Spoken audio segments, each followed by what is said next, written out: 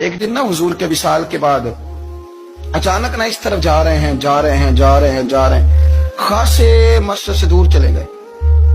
تو حضرت عمر تھوڑا طبیعت کو جانتے تھے. جناب عمر پیچھے دوڑے, کہنے لگے کدھر جا رہے ہو؟ چپ کر گئے. کیا ہوا, کدھر جا رہے تھے؟ ابو بکر سیانے بندے ہو, امیر المومنین ہو, کہاں جا رہے ہیں؟ تو رو پڑے. کہنے لگے ایک دفعہ نا حضور سفر پہ گئے ہوئے تھے تو اس طرف سے واپس آ گئے تو مجھے خیال آیا شاید اس طرف سے آ نہ رہے ہوں. حضرت عمر رو پڑے. کہنے لگے ابو بکر اب تو حضور نے پردہ کر لیا. جنہاں دے دل پر جانی بچھڑا کون روگے پھر تھوڑا, سب روگاں دا روگ محمد جس دا نام. آپ ساری سیرت کی کتابیں پڑھ لیں گے تو ابو بکر صدیق کا وصال کس بیماری سے ہوا. لوگوں نے قول کیے ہیں کہ وہ سانپ کا زہر آ جاتا تھا, فلاں چیز تھی, لیکن کو بندہ وجہ تلاش کر سکا کیا وجہ تھی, وصال ہو گیا, کیا بیماری تھی, کیا تکلیف تھی. باقی وجوہات آپ کو ملیں گے. عثمان غنی شہید ہو گئے, حضرت عمر شہید ہو گئے, مولا علی, ابو بکر صدیق چلے گئے 63 سال کی عمر. وجہ کوئی نہیں بتائے گا. جب شدید بیمار ہوئے تو حضرت عمر فاروق نے ایک طبیب بلایا, بڑا سیانا تھا. اس نے سارا چیک کیا تو نباز تھا. کہنے لگا یار کو بیماری تو سمجھ میں نہیں آتی.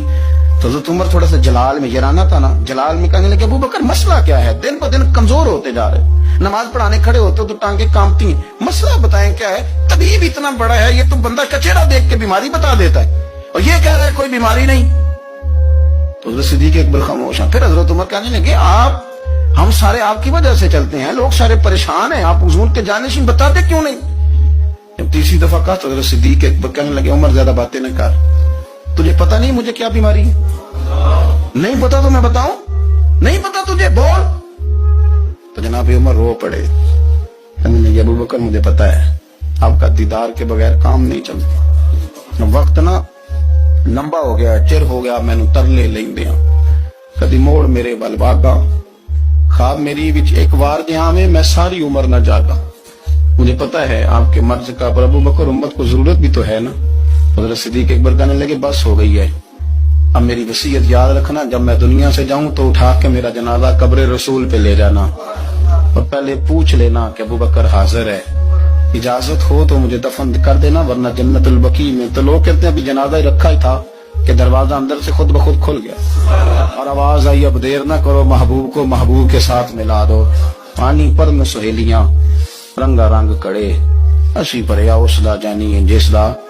میں نے شروع میں ایک بات کی تھی کہ اپنی خواہشات کو نا حضور کا غلام بنا دیں, سوچیں سمجھیں کہیں وہ لفظ جو مدینے والے رسول کو پسند ہیں, پھر دیکھنا مسلمان ہونے کا مزہ آئے گا, پھر ذائقہ نصیب ہوگا. اللہ ان کے درجات بلند فرمائے.